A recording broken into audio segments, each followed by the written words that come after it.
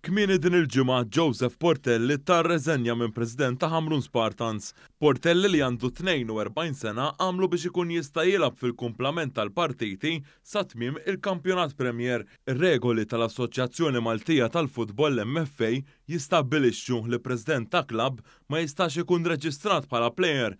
One News jinsab infurmat li jekk l-MFA tilqa' reġistrazzjoni tiegħu bħala plejer, Joseph Portelli se jkun qiegħed jilbes il-flok bin-numru 99. Intant fi stqarrija l-MFA qalet li tikkonferma li rċiviet tali talba għar-reżenja u taf li din tista' tkun marbuta mal-possibilità li l-klabb jitlob li jirreġistra l-istess persuna bħala plejer. L-MFA qalet li tista' ma taċċettax ir-reżenja.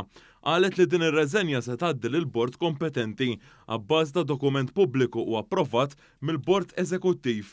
Joseph Portelli kien diġà ipprova jagħmel dak li jagħmel issa fil-kampjonat ta' sentejlu, iżda il-pandemija wafqet dan milli jsir. Portelli kien diġà għamel xi ħaġa simili is-sena li għaddiet meta huwa lab mat-tim tan-Nadur Youngsters u skurja penalti li bih it-tim tan-Nadur kiseb id-draw fl-aħħar logħba tal-istaġun.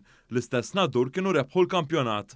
Bħala President tal-Hamrun Spartans, Joseph Portelli rebaħ il-kampjonat Malti fl-ewwel staġun tiegħu u f'dan l-istaġun it-tim Hamrunis kien pass il-bogħod milli jidħol fil-faż tal-gruppi tal-Ewropa Conference League.